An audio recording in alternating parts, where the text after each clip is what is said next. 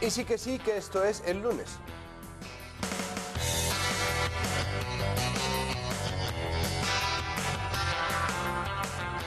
Y este lunes lo estamos grabando antes del lunes, porque es lunes festivo. Así que seguramente estaré atrasado en noticias, pero créanme, nos pondremos al día. Y hasta hoy que estamos grabando, pues nos han dado mucho material, porque eso en Colombia no falta. Entonces empecemos por nuestros principales promotores, porque la revista Semana, buscando salir en este recuento de los lunes y nada más, sacó un confidencial, ojo, confidencial, diciendo algo que no es confidencial porque todo el mundo lo sabe, que Carolina Sanín promociona su programa usando groserías. ¡Ay, papayay! Y dicen que Claudia López usa plata de los impuestos de los y las bogotanas para pagarse militantes opinadores, como yo, que no soy militante opinador de Claudia, pero además no es Claudia López, sino es la gerencia de este canal la que le paga a la gente, porque el canal tiene que seguir operando, no importa si no les gusta la alcaldesa o el alcalde. Y hay gente a la que simplemente no le va a gustar lo que haya. Punto. Yo solamente quería decirles gracias, porque yo creía que esa nota y la que salió en la FM habían sido pagadas, al igual que nosotros, por la gerencia de este canal, para elevar la visibilidad de esta franja. Yo sé que eso no es cierto. Yo sé que eso no es cierto, yo sé que es en chiste, simplemente fuimos tendencia 2 días seguidos y contando gracias a la mojigatería de Semana y de la FM. Y yo sé que somos o fuimos suena a paseo. Yo soy apenas una rémora, un colinchado. Pero no vamos a hablar de eso, ni del artículo de La Silla Vacía que salió después y que desató otra ola de reacciones en favor de nuestra franja de opinión, porque hacerlo configuraría una cortina de humo, que es la cortina de humo que se está gestando. No sé si con la anuencia de la FM y Semana, que eso cuándo se ha visto, y que al parecer está tapando esta otra tendencia que se ve ahí arribita, numeral golpe de Estado, que habla de la propuesta de la Federación Colombiana de Municipios, FCM, de alargar 2 años el periodo de gobierno de Iván Duque y de paso del Congreso, de los ministros y las ministras, del fiscal. Es que no me dan ganas ya ni de cantar con estos lambéricas. Bueno, en fin, aquí está la lista que David Racero publicó con los nombres de quienes firmaron esa propuesta. No todos, pero casi. Y es el momento de decir, a esta gente no la conocen ni en su casa.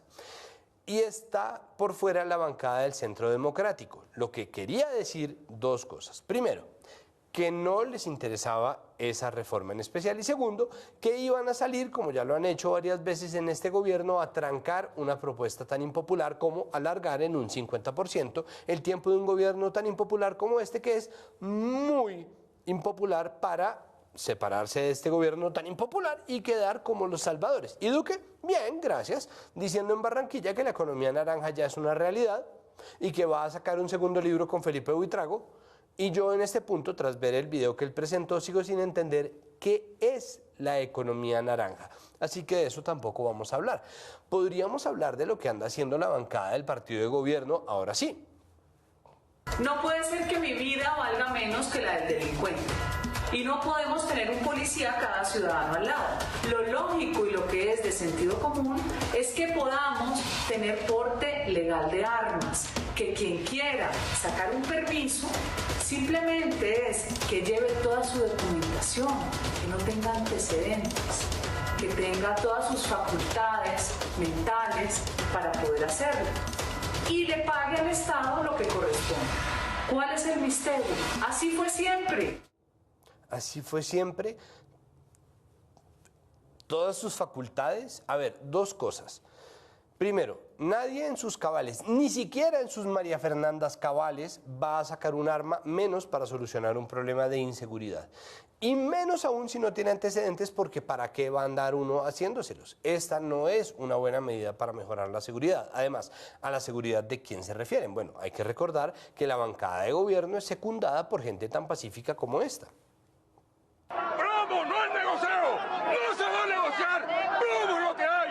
¡Promo es lo que viene!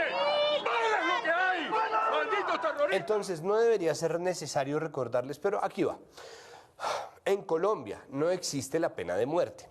La gente que es encontrada culpable y no tiene la plata o los apellidos para pedir una casa por cárcel, e incluso la que no es encontrada culpable pero no quieren dejar salir porque quieren encontrar un culpable que tienen que, como pasa con los bombas del... Bueno, ya tiene que pasar el trago amargo de someterse a la lentitud del INPEC y de sus cárceles indignas y hacinadas, como debería pasarles también a quienes linchan ladrones en la calle y a quienes les da por dispararles si este disparate sale aprobado, que no creo que pase. Entonces, no vamos a hablar de eso porque no es eso lo que quieren ocultar.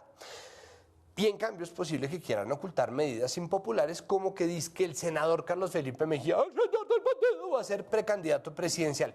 Mentira, eso es solo más humo para la cortina. Lo mismo el cuento del regreso de Oscar Iván Zuluaga, con quien comparten el único hecho de que se ven como rodillas, ambos. Y el problema ni siquiera es ese, es que la persona pública del señor Mejía no sirve para presidente. Entonces no vamos a hablar de eso. Porque en cambio es posible que estén tratando de ocultar que en la mañana del jueves finalmente se fijó una ruta para determinar cuál va a ser el aporte que hagan a la Comisión de la Verdad Rodrigo Londoño, antes conocido como Timochenko, y Salvatore Mancuso, ex alto comandante de la SAUC. Y sí, eso tal vez les dé algo de susto, pero es posible que no necesiten taparlo, porque la sola presunción de que todo lo que hace la Comisión de la Verdad es una venganza de la guerrilla, que es promovido por medios como Semana y la FM, es bastante humo. Entonces no creo que sea eso. Y como no ha pasado, entonces no vamos a hablar de eso. Pero lo haremos, claro que sí. En cambio, podríamos hablar de la denuncia hecha por Julián Martínez para la Fundación Pares, que apareció en el programa de Ariel Ávila, La Hora AAA, en donde denuncian que muchos miembros del gobierno Peñalosa, empezando por este niño tuitero al que quieren montar al Congreso, han sido los principales beneficiarios del gasto público durante la pandemia. De esto no vamos a hablar porque Ariel ya habló de eso, pero por ahí vamos, porque todo este humo parece querer ocultar la inminente reforma tributaria que quieren hacer y que han rebautizado como Agenda de Transformación Social Sostenible, que es exactamente la forma en que el gobierno Duque señala algo que no sirve para nada, con un exceso de palabras y sobre todo adjetivos que hace que sea imposible de recordar, como Duque. A diferencia, en cambio, de su gobierno, que va a ser inolvidable, aunque nadie sepa en unos años por qué exactamente. Curiosísima paradoja, pues se rumora que esta reforma tributaria va a unificar las tarifas del IVA en un 19% y las va a aplicar a una buena parte de la canasta familiar. Movida riesgosa porque estamos demasiado cerca de elecciones para creer que en realidad les interese pasar una reforma tributaria, que siempre son impopulares, y que para variar va a afectar a la clase media más que a los ricos y a las grandes empresas. Riesgoso, pero precisamente nadie sabe bien qué es lo que se viene, ni qué va a hacer el partido de gobierno, que va a tener en cambio la opción de elegir de qué nos va a salvar. Si nos va a salvar de Carlos Felipe y Oscar Iván, o del porte de armas, o del golpe de Estado de los lambericas de la FCM que se cayó en la mañana del jueves, o de la reforma tributaria, o de todo junto. Entonces no vamos a hablar todavía de la reforma tributaria, pero en cambio sí de las razones por las cuales es necesaria una. No sé si se acuerden, pero estamos en medio de una pandemia global, que este pasado 11 de marzo cumplió un año de serlo oficialmente, y vivimos en un país en el que el ministro de Hacienda es esta mente maestra que duró varios meses junto a Fenalco, la Andi y otro poco de gente vendiéndonos la idea de que la economía y la salud eran rivales. Pues sí, de todo esto vamos a hablar en este especial de lunes festivo sobre un año de confinamiento y pandemia. A ver si hemos aprendido o no alguna cosa, si hemos probado finura o en cambio hemos fracasado como país, nación, comunidad y como especie. A ver si en el tiempo que deje tras este monólogo nos cabe semejante tema. Ya volvemos a el lunes.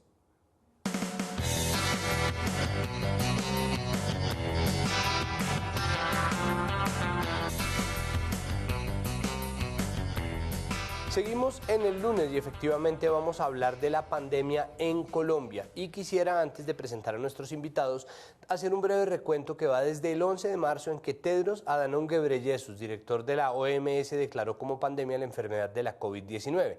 Se dijo en ese momento que las medidas procedentes para todos los gobiernos del mundo eran, en ese momento, el confinamiento estricto de toda la población y poco más, porque poco se sabía. Es decir, ni siquiera nos dijeron que teníamos que utilizar el tapabocas en ese momento. En ese momento se pensaba que solo servía el N95, que casi, y que tenía que usarlo solamente el personal médico. Es decir, se necesita, después entonces la gente empezó a usar los de tela, gente que empezó a usar las bufandas, eso no funciona.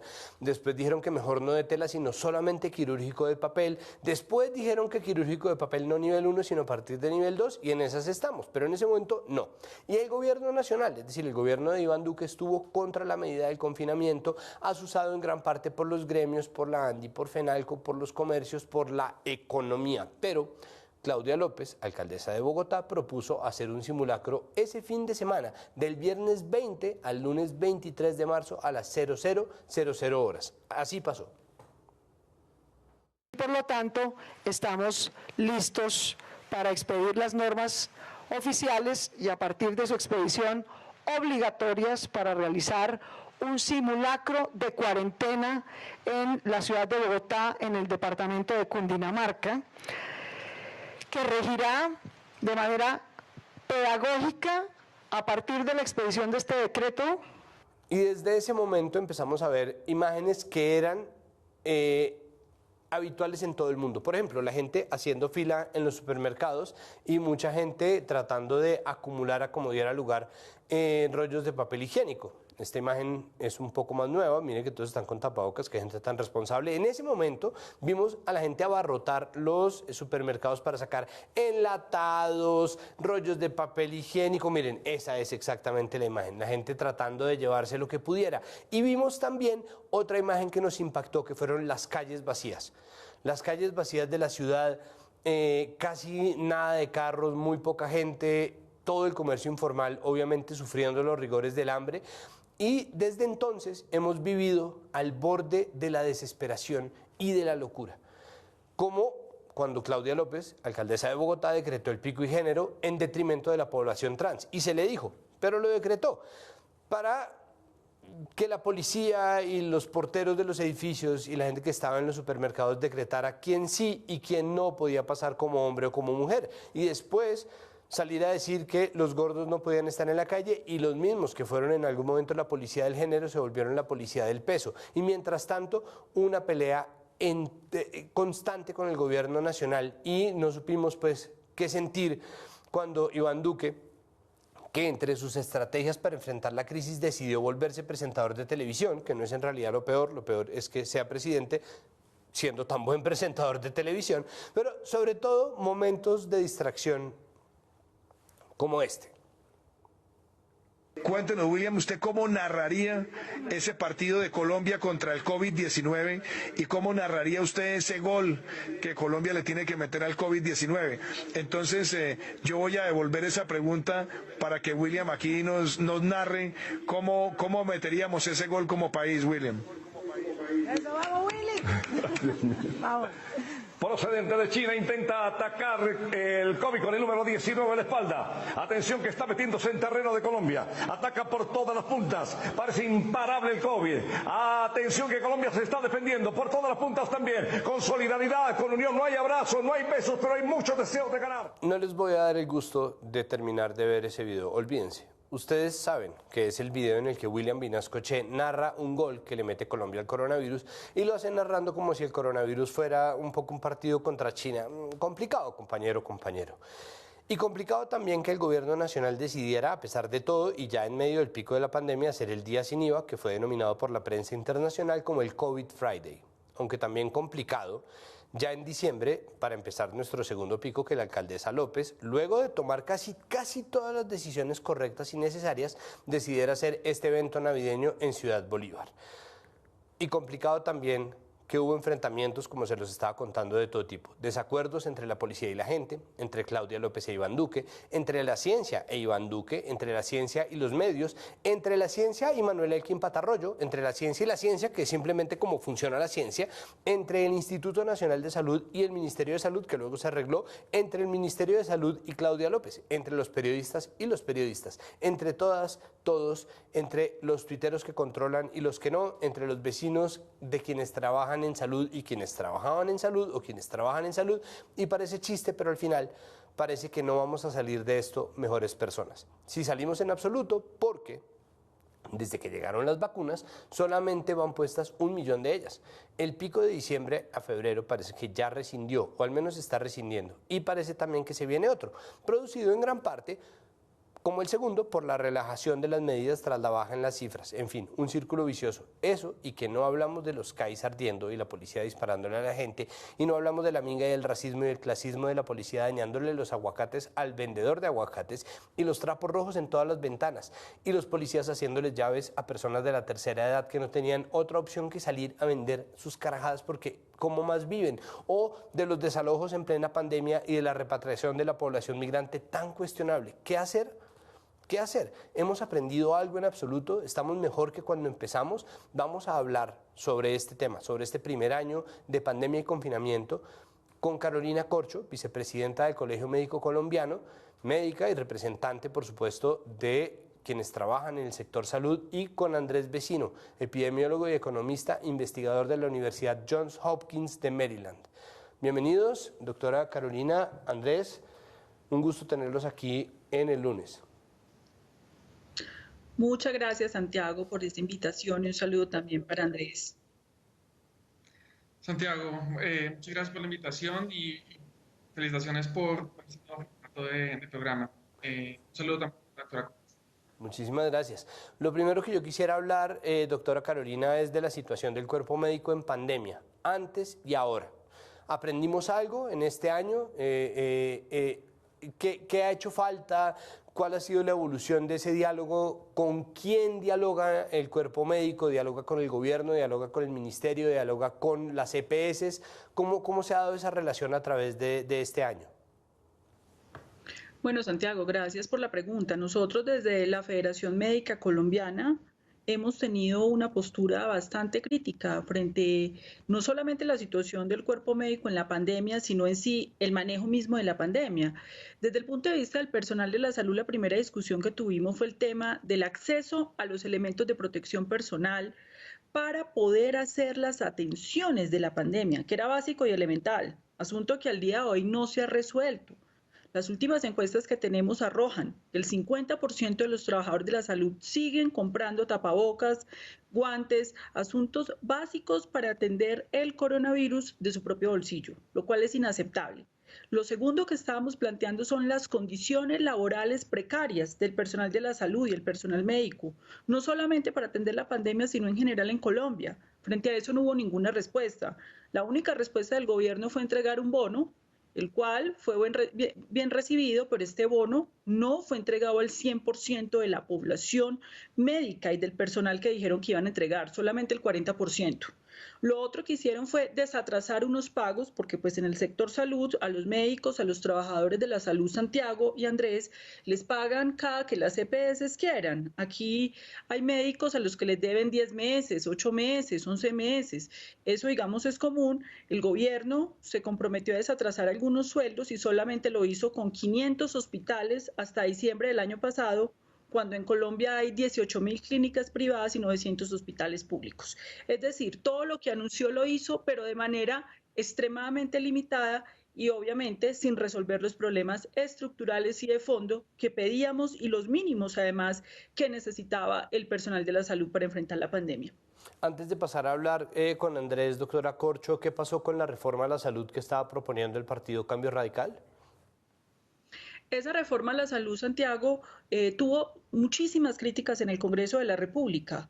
Se detuvo, tiene bastantes vicios de trámite porque hasta el plagio de una firma de un senador hubo del propio partido Cambio Radical y con sorpresa nos encontramos que el gobierno anuncia que la va a volver a presentar o la va a continuar con mensaje de urgencia en el Congreso de la República en esta legislatura, continuando, digamos, con la profundización de este modelo de salud que ha fallado en el manejo de la pandemia. Esa es la situación en la que está esa reforma. Andrés, mi pregunta para usted es un poco más abstracta. Llevamos un año de pandemia y un año de confinamiento oficialmente aquí en Colombia. ¿Usted cree que hemos aprendido algo? ¿Hay alguna lección que esté siendo no solamente aprendida, ¿no?, por la gente en Twitter, que aprende tan rápido, sino puesta en práctica por la gente en la realidad? Sí, bueno, pues primero que todo, por supuesto, creo que todos hemos aprendido muchísimo del virus en sí mismo. Hay muchas cosas que todavía pues, no conocemos, pero más allá de eso, creo que hemos aprendido mucho de cómo funcionamos nosotros en este estado constante de emergencia de alguna manera. Y creo que ese es un aprendizaje importante. Yo diría que, digamos, hay tres cosas fundamentales que hemos aprendido. Por un lado, está el valor de la preparación. Yo difiero respetuosamente de la doctora Corcho cuando ella dice que el sistema de salud no estaba preparado, en el sentido en el que es cierto que algunas partes del sistema de salud es decir, el sistema de salud en sí mismo no estaba preparado, pero la forma como se configura el sistema de salud colombiano, digamos que tiene un énfasis mayor en la prestación del cuidado en salud, de alguna manera ha dejado rezagado porque eso no está relacionado con los aspectos, digamos, de la reforma del 93, todo lo que es salud pública, vigilancia a nivel local. Lo que vimos fue que lo que estaba bien, funcionando relativamente bien, digamos, rápidamente se pudo adaptar. Entonces vimos que rápidamente las UCI se duplicaron, rápidamente se incrementaron el número de pruebas PCR. Digamos que había personal de salud, con todas las condiciones que dice la doctora Corcho, que tiene toda la razón, entre otras, digamos, para operar estas UCIs, ¿no? Esto, para dar un poco de contexto, no ha ocurrido en todos los países de América Latina, inclusive países que tienen más GDP per cápita, más PIB per cápita, que son más ricos que Colombia. Entonces, digamos, lo que estaba bien, digamos, le fue relativamente bien. En Colombia, digamos, los casos de saturación de UCI han sido menores que en otros países de la región, sin decir que no han ocurrido. Por otro lado está, para lo que no estábamos preparados, rastreo de contactos, vigilancia epidemiológica, digamos, al nivel local. Este tipo de cosas, digamos, no las habíamos hecho bien antes. No teníamos el personal, digamos, de salud en salud pública en muchos municipios pequeños, no estaba preparado para hacer el rastreo o el monitoreo. Digamos, sí les costó mucho trabajo arrancar. El programa PRAS, entre otras cosas, le ha costado arrancar porque arrancó de cero. Hoy en día están rastreando más o menos 4 contactos por caso, que es bueno, pero se necesita más. Y digamos que ahí es donde uno ve que las circunstancias estructurales afectan cómo se responde a la pandemia. Entonces ahí vemos el valor de la preparación. Esto lo vimos también a escala global. Vimos cómo rápidamente creamos vacunas en menos de un año y las estamos poniendo ya, mientras que otros aspectos, por ejemplo, de cooperación internacional, realmente no los hemos ni siquiera podido arrancar. Entonces, yo creo que una cosa es el valor de la preparación. El segundo es que la implementación es fundamental. Usted mencionaba acertadamente, Santiago, todo el tema de los cierres, el pico y género, todo este tipo de cosas que son medidas verticales y que realmente, en última, lo que tratan de hacer es condicionar el comportamiento de la mayoría de la población, pero dejan de lado poblaciones específicas que sufren por estas medidas, usualmente las poblaciones más vulnerables. Y por la urgencia, por esta urgencia en la que estábamos, realmente no hubo mayor tiempo de pensar cómo pudimos haber hecho esto mejor. Yo creo que es momento de una reflexión acerca, digamos, del segundo punto. Entonces, la implementación es fundamental, lo estamos viendo hoy con las vacunas. El Plan Nacional de Vacunación está bien diseñado, pero efectivamente el aspecto de implementación va a tomar tiempo porque nunca hemos hecho un plan de vacunación para adultos de esta magnitud en ningún país del mundo. Y tercero, yo creo que es importante el valor de la interdisciplinariedad. Al inicio vimos muchos epidemiólogos, digamos, rápidamente informando cómo esto iba a avanzar esta pandemia, pero creo que empezamos a ver el valor de otros profesionales también pudiendo contribuir a cómo pensar, digamos, qué estrategias seguimos y cómo nos comportamos de aquí en adelante. Y yo creo que eso es muy valioso porque quizás algo que hemos buscado mucho en ciencia, en la academia, que es unir esos puentes, quizás lo hemos logrado un poco más fácilmente gracias a esta crisis terrible que estamos sufriendo. Doctora Corcho, una pregunta que me surge es, dentro de la crisis de la pandemia, el cuerpo médico y el cuerpo de trabajo pues, en la salud, enfermeras, enfermeros, asistentes, servicios generales, tuvieron como un ascenso en términos culturales, es decir, la gente aprendió a apreciar, al menos en el discurso, al menos en la palabra, al menos en las redes sociales, a quienes trabajan en el sector salud y pues hubo aplausos y hubo una serie de gestos nacidos del corazón de la gente, pero quedaba la sensación de que los países no estaban respondiendo adecuadamente a ese aprecio. ¿Se ha podido poner al día un poco esa sensación, ese aprecio que la gente les ha hecho sentir, así sea de manera simbólica? ¿Se ha visto equiparada la respuesta de los gobiernos a un año de la pandemia? Bueno, nosotros por supuesto que recibimos muy bien ese aprecio de la gente, pero evidentemente esto no se ha correspondido con políticas públicas. Además del proyecto de reforma a la salud que quiere seguir privatizando el sistema de salud en Colombia, a nosotros nos radicaron entre el primer pico y el segundo pico un proyecto para tercerizar a los profesionales de la salud. Eso es inaceptable, que en el medio de un pico de una pandemia un personal de la salud menguado y que lo que se le ocurra a las mayorías del Congreso de la República sea la tercerización. Ahora, Santiago, me gustaría referirme respetuosamente a alguno de los apuntes que ha hecho el profesor. Lo primero que hay que plantear es que Colombia está fallando completamente en la estrategia PRAS. Cuando estamos hablando que solamente estamos haciendo 4 pruebas por caso detectado, eso es supremamente bajo. La propia comunidad científica mundial y la Organización Mundial de la Salud ha dicho que hay que hacer suficientes pruebas, las que más se puedan. En Uruguay, por ejemplo, en un pico en agosto, donde coincidió con Colombia, en Colombia se estaba haciendo 3 pruebas por caso, en Uruguay más de 150, y Colombia estaba entre los 3 peores países del mundo. En eso sí tenemos que ser absolutamente críticos. No es aceptable que al día de hoy Colombia, a puertas de una tercera ola, tengo una capacidad de procesamiento de 55.000 pruebas PCR y que haya días que estemos haciendo 20.000 pruebas PCR. El día de ayer, 27.000 pruebas PCR. Esto es un muy mal manejo desde el punto de vista epidemiológico y de rastreo epidemiológico de virus en el país, cuando tendríamos que estar haciendo rastreos en poblaciones asintomáticas y no lo estamos haciendo. No lo estamos haciendo. Lo segundo, nosotros saludamos el aumento de las camas de unidad de cuidados intensivos. Por supuesto que eso fue en el sentido correcto. Pasamos de 5.300 camas a 11.000. Pero ojo, la Asociación Colombiana de Cuidados Intensivos, junto con nosotros, la Federación Médica Colombiana, hemos explicado claramente que después de 8.000 camas, ahí habían niveles de improvisación porque no teníamos el recurso humano especializado ni en Colombia ni en el mundo para poder asumir la atención de esas otras camas abiertas. No se ha podido aclarar en este país si esas camas que reposan en esos sistemas de información realmente sí existen o no, si tienen la tecnología adecuada o no, si tiene el personal especializado o no. Hicimos propuestas de cómo optimizar el talento humano y el gobierno colombiano nunca lo implementó. Tampoco se le respondió al país ni a la ciudad de Bogotá. ¿Por qué en los sistemas de información, cuando se te estaba midiendo el porcentaje, digamos, de ocupación de camas de cuidados intensivos, en nuestros hospitales teníamos pacientes muriendo, esperando camas, y en los sistemas de información nos decían que habían camas desocupadas? Eso no se le respondió al país, eso fue opaco.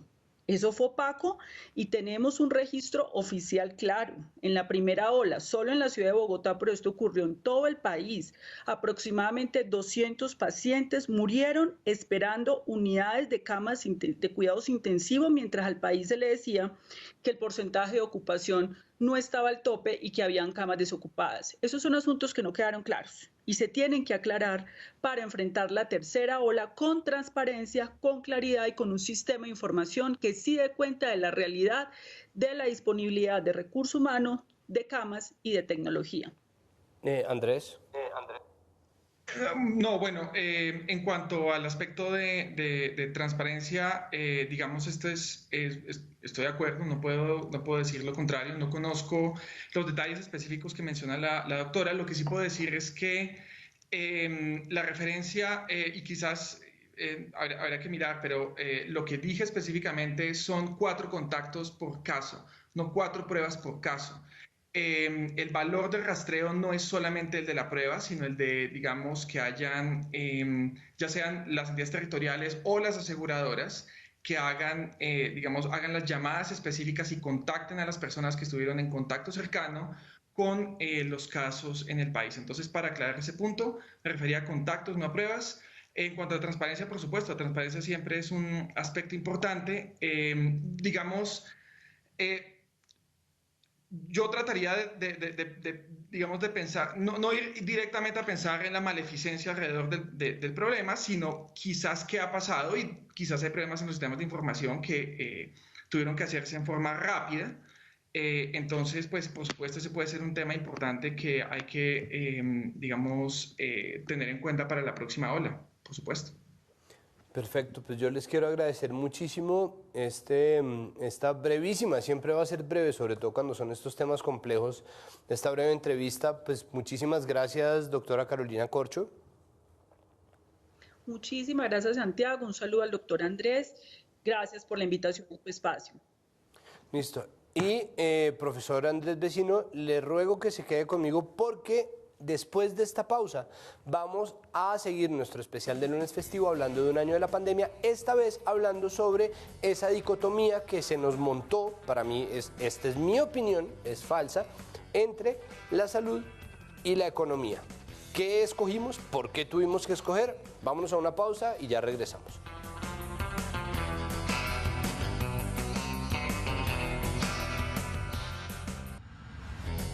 Y seguimos en el lunes, en nuestro especial de festivo con el hashtag, es decir, se pueden ustedes comunicar con nosotros en las redes sociales de @canalcapital utilizando el hashtag numeral un año en confinamiento. Y ese es precisamente nuestro tema de hoy. Un año de la pandemia que se cumplió el 11 de este mes y el año del confinamiento que se cumplió el 20 de este mes, es decir, este sábado que acaba de pasar.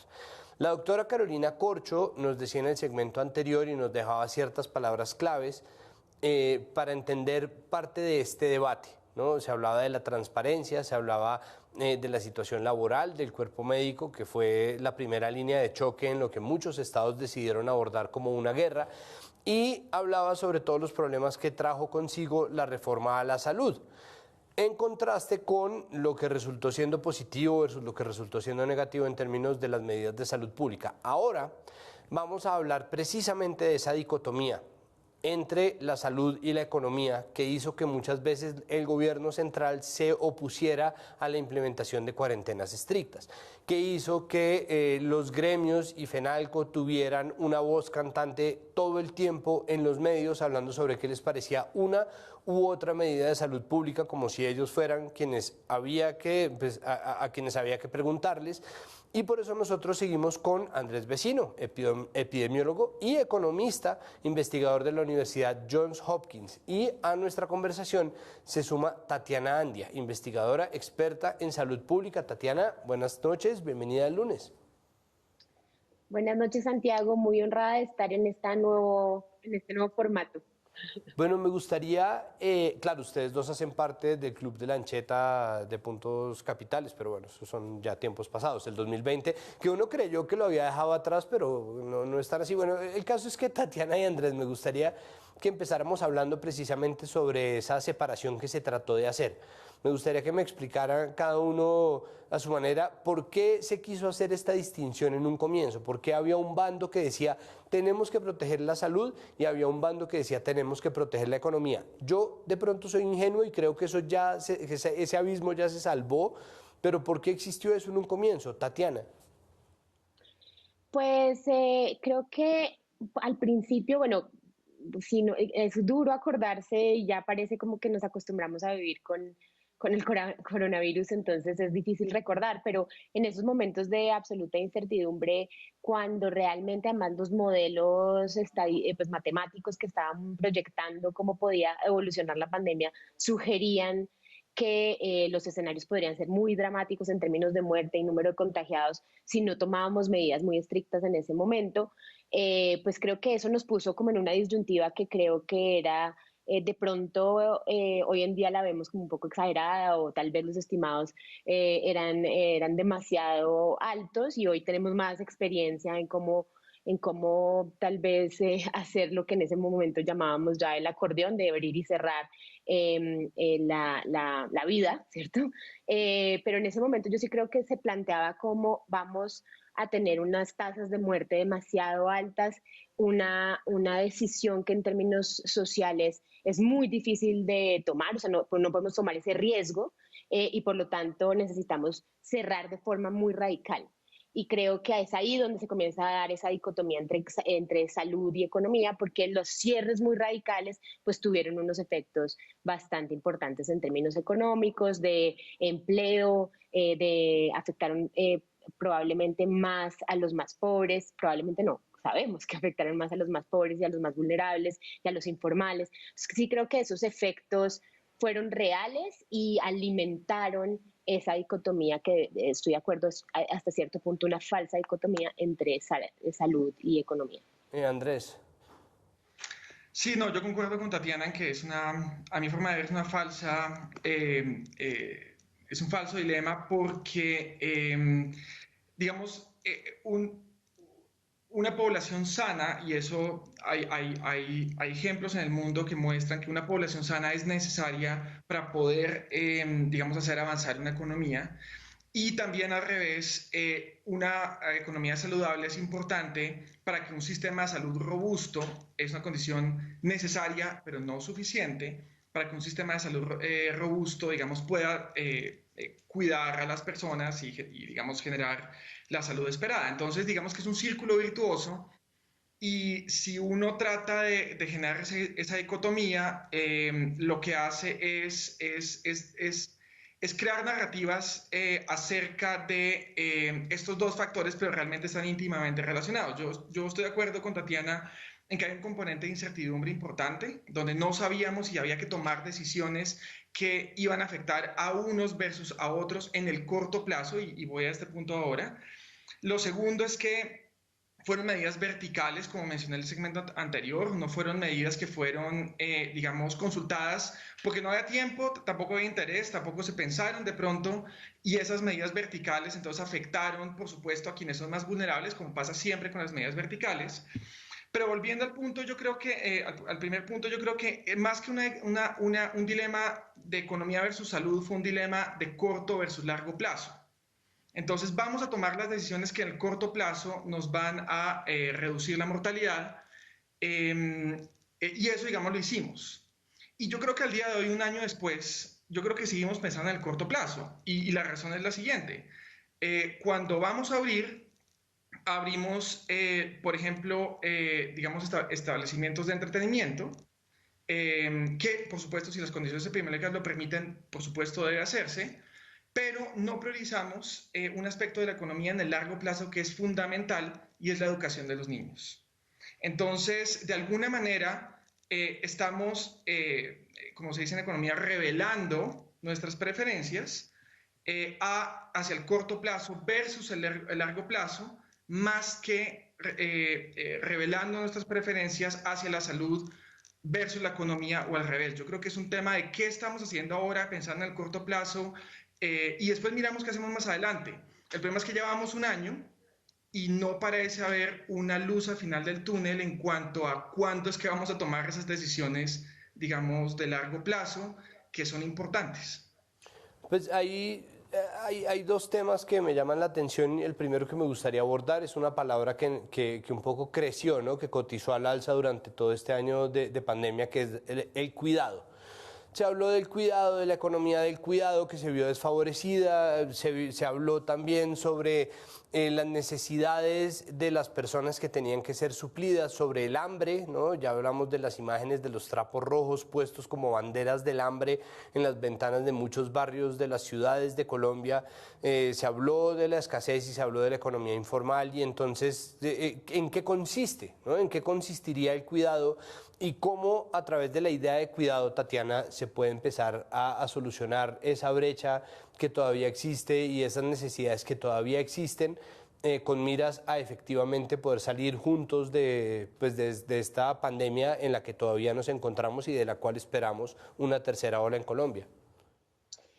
Pues sabe que no lo había pensado en esos términos y creo que la palabra cuidado evoca muchas más cosas. O sea, creo que hay una perspectiva que es a la que Santiago está haciendo referencia, que es cuidar a los más vulnerables, ¿cierto? Y cuidar a los más vulnerables, creo que no solo es los más vulnerables económicamente, quienes fueron impactados en su posibilidad de, digamos, ganarse el pan literalmente durante la pandemia y cuidar de ellos porque son más vulnerables. También se trata de los más vulnerables al COVID.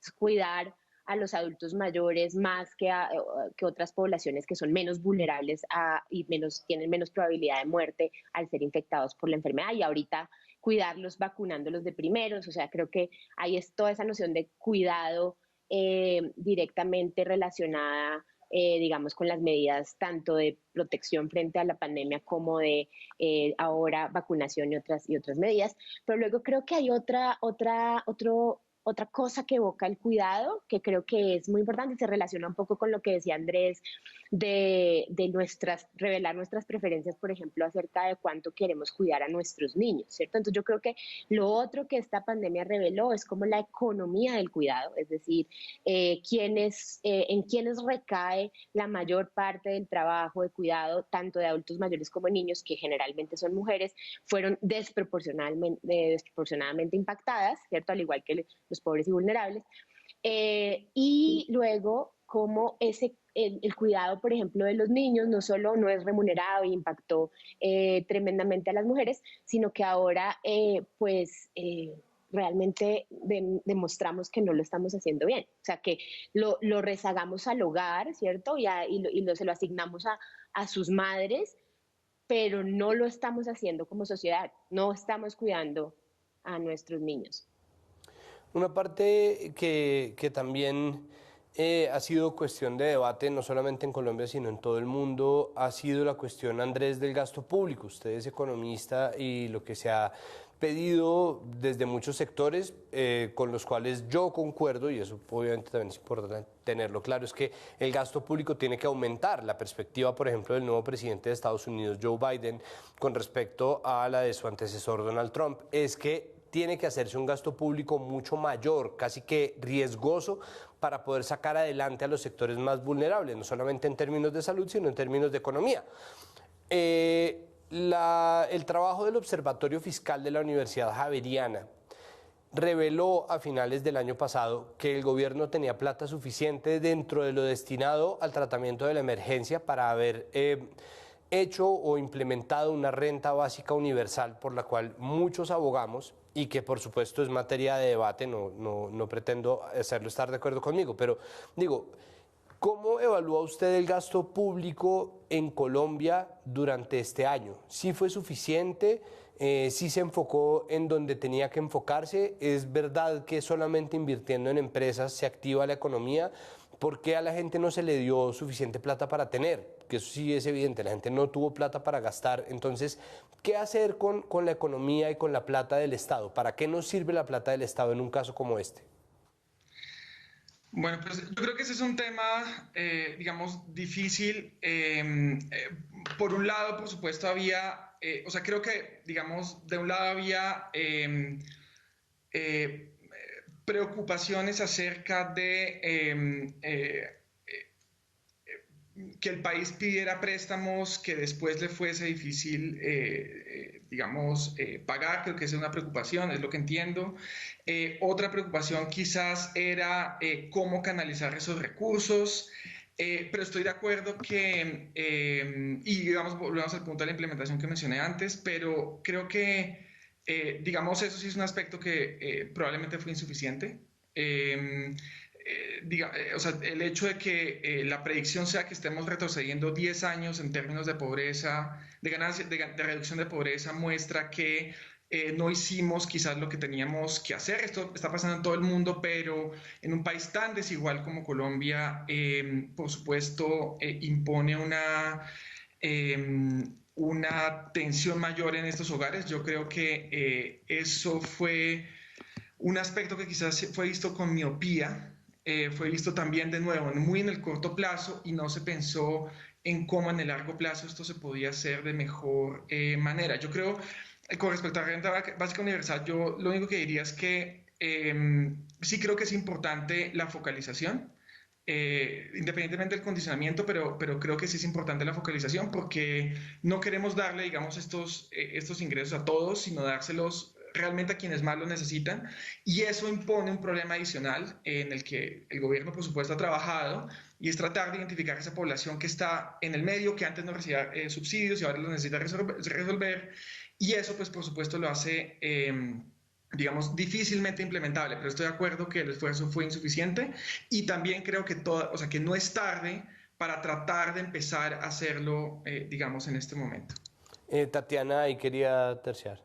Sí, yo quería terciar porque yo creo que en el tema del gasto público nos faltó pensar más por fuera de la caja. Y yo creo que eso tiene que ver con dos cosas. Uno, con pensar más allá de lo que normalmente se conoce como el espacio fiscal, y una preocupación obsesiva que tiene pues muchos países de ingreso medio, pero Colombia en particular, con incrementar el déficit fiscal y eventualmente bajar ante las calificadoras de riesgo para la inversión extranjera. Igual nos está pasando y vamos a bajar en la calificación de riesgo ante la inversión extranjera, y la pregunta es si podíamos expandir un poco más, no solo en deuda, sino en una reforma tributaria seria, ¿no? Que realmente digamos, reestructure la base de quiénes son los que están cargando con una buena parte de la carga impositiva, ¿cierto? Entonces sí había muchas formas de encontrar el espacio fiscal para hacer algo como la renta básica. Entonces no solo no pensamos por fuera de la caja en medidas como la renta básica, ¿cierto? Sino no pensamos por fuera de la caja en de dónde sacar el espacio fiscal para hacer algo así. Bueno, yo esta última pregunta quisiera hacérselas a los dos. Primero quiero que me conteste Andrés y luego Tatiana, y es, ¿viene entonces una tercera ola, o al menos eso parece? El plan de vacunación, que si bien dice Andrés está bien diseñado, si uno lee o ausculta la opinión pública, sea por ansiedad o sea por lo que sea, se siente que está siendo implementado a una velocidad demasiado lenta, yo no lo sé, pero viene una tercera ola de COVID-19 y se viene también, como bien lo dice Tatiana, una reforma tributaria. Quién sabe si la van a pasar, quién sabe si no la van a pasar. Esto termina siendo un poco como la secuela de este capítulo de el lunes. ¿Qué sí y qué no debería pasar o qué no debería volver a pasar ahora que vamos a volver a enfrentar un resurgimiento en números de contagio, en los casos, en ocupación hospitalaria? ¿Y qué debería pasar y qué no debería pasar con la reforma tributaria? Andrés. Bueno, pues digamos, la reforma tributaria yo me referiría solamente a dos aspectos muy puntuales del sistema de salud, o de las finanzas del sistema de salud, y digamos una forma de obtener justamente el espacio fiscal del que habla Tatiana. Uno de ellos es volver a insistir en el tema de los impuestos saludables, bebidas azucaradas, incrementarlos de tabaco, incrementarlos de alcohol. Ese tema lo dejamos de lado y necesitando recursos en este momento veo poca atracción de ese tema. Creo que es importante. Las estimaciones que hicieron atrás en el 2016 mostraban que eran una buena fuente de recursos, eso por un lado.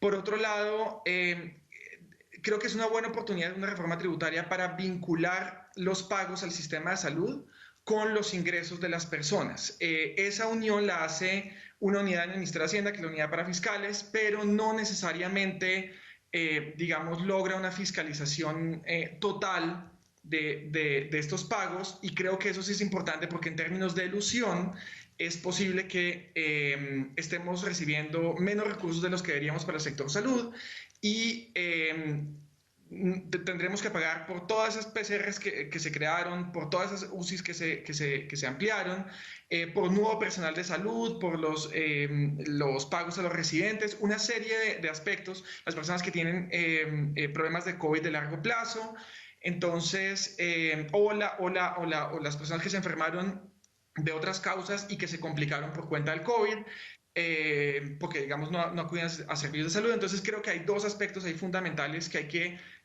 prestarles atención, y creo que la reforma tributaria es una buena oportunidad de reducir la elusión y impuestos saludables. Por otro lado, en cuanto a la tercera ola, es posible que venga una tercera ola. Yo la verdad espero que, dado que una mayor cantidad de personas mayores de 80 años está vacunada hoy, no suficiente por supuesto, uno esperaría que quizás haya más casos y menos muertes, Sin embargo, yo sí creo que hay que prestarle mucha atención porque hay un riesgo grande de que se cometa el mismo error que se cometió en diciembre, que es que se unan grupos de familias que se contagien entre ellos y se creen estos clústeres de casos que pueden incrementarse y pueden saturar las UCIs de nuevo. Si se saturan las UCIs, volvemos a lo mismo. Cierres, desempleo, etcétera. Y por último, mencionar que no solamente la Semana Santa, a mí me preocupa mucho el Día de la Madre. Entonces creo que tenemos que empezar a pensar cómo vamos a manejar, si no tenemos la cobertura de vacunación suficiente para ese momento, cómo vamos a manejar, reducir los contactos en ese momento, en ese día, justamente para que no vayamos a tener una saturación de UCIs y volvamos a una cuarta o una tercera ola en ese momento, no sabemos, que puede ser problemático. Ya estamos viendo terceras olas en otros países y no, es decir, son serias. Hay que dejar de pensar que la inmunidad de rebaño nos va a salvar en este caso, porque hay grupos de población que todavía son susceptibles. Tatiana. Pues coincido, creo que 100% con todas las opciones que propone o los comentarios que hace Andrés, entonces voy a tratar de añadir cosas nuevas.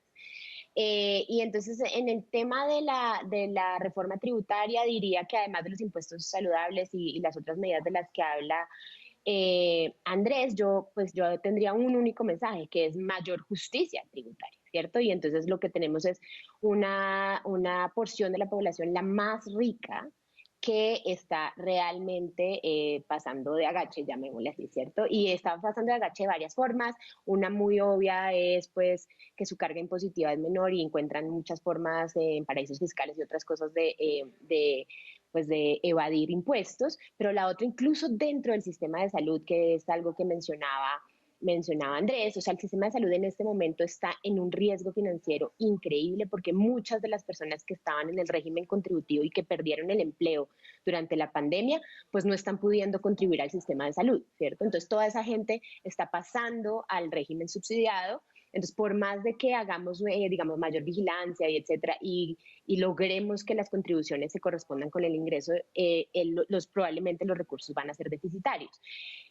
Pero, por ejemplo, el sistema de salud tiene un tope de cotización y el tope de cotización es para quienes ganan más de 20 salarios mínimos. Entonces, yo siempre he dicho, busquemos justicia tributaria. Si necesitamos más ingresos para el sistema de salud, pues en lugar de buscarlos en la clase media baja y bajando, digamos, el límite bajo de cotización para que uno pueda cotizar por menos del salario mínimo, ¿por qué no buscamos hacia arriba y ampliamos, más bien subimos el techo del tope de cotización? Porque tenemos personajes, digamos, que, no sé, que tienen grandes bufetes de abogados, por ejemplo, y que tienen múltiples contratos y con ese tope no están contribuyendo a la seguridad social en la medida en la que lo podrían hacer. Y así como esa, digamos, creo que esa es la estructura que se repite en general en la estructura tributaria del país, y para mí ese sería el principal mensaje: mayor justicia tributaria, y creo que ahí, de hecho, recaudaríamos más y tendríamos un efecto distributivo mucho mejor. Eso sobre la reforma tributaria. Y sobre la pandemia, entonces estoy de acuerdísimo con lo que dijo Andrés, o sea, tratar de que no nos vuelva a pasar lo que ya nos ha pasado, pero yo diría, y creo que esto ya lo he dicho en otras partes, no más con el cortoplacismo. Seguimos en la lógica de estamos tapando huecos y estamos como conteniendo la hemorragia. No estamos pensando en lo estratégico. Y yo tengo dos temas estratégicos, uno que ya dijimos tanto Andrés como yo, que es, por favor, no más los colegios cerrados, ¿no? Y ahora con el susto de una tercera ola, entonces que no retrocedamos lo poco que ya avanzamos, ¿cierto? Y la segunda es, pensemos en cómo vamos a hacer sostenible y mucho más rápida y eficiente la provisión de vacunas para el país, y eso pasa por pensar seriamente y no solo con anuncios mediáticos, cómo podemos eventualmente ser soberanos y sostenibles y poder producir vacunas en el país. Perfecto, pues muchísimas gracias, Tatiana, muchísimas gracias, Andrés. Les agradezco que hayan aceptado esta invitación para estar con nosotros en este nuevo formato del lunes. Muchas gracias, Santiago, un placer de verdad, y qué bueno encontrarte, Andrés, así sea como en paralelo de pantalla. Gracias, Santiago, y lo mismo, Tatiana. Que tengan buen lunes entonces. Perfecto. La reflexión final es simple. Creo que si nosotros no logramos entender en medio de la pandemia o tras este año de pandemia que lo que necesitamos es permanecer juntos y no separados, juntos y juntas también, y no separados y separadas, podemos sacar adelante esta crisis. Y llevamos un año tratando de aprenderlo y, en mi opinión, fracasando en aprenderlo. ¿En dónde se ve eso? Pues en que nos hemos vuelto jueces los unos de los otros, en que el gasto público ha sido insuficiente en lo que corresponde a la gente. ¿De quién es la plata de un Estado? La plata de un Estado está para prestar un servicio, como lo está el Estado. Y a esa gente, a la gente en general, no se le ha prestado ningún servicio. Es importante recordar que estamos juntos, que no tiene por qué un país acumular vacunas en detrimento de otros países, como está pasando en este momento en el mundo entero. No es solamente una cosa de Colombia. Si nosotros logramos salir o al menos pasar lo que nos quede de pandemia y volvernos cada vez más cooperativos y cada vez más resilientes, entender que solamente como un colectivo y como una comunidad vamos a resolver este problema, tal vez entonces sí salgamos convertidos en mejores personas. Yo en este momento soy pesimista. Por favor, cállenme la boca. Hasta aquí esta emisión del lunes. Nos vemos la próxima semana con otra emisión y nosotros seguimos acá. Y recuerden además que hay podcast. Mesa Capital tiene Capital Político y tiene Punto Invisible Podcast, hablando sobre política y hablando sobre deportes. Búsquenlo en todas las plataformas. Hasta luego.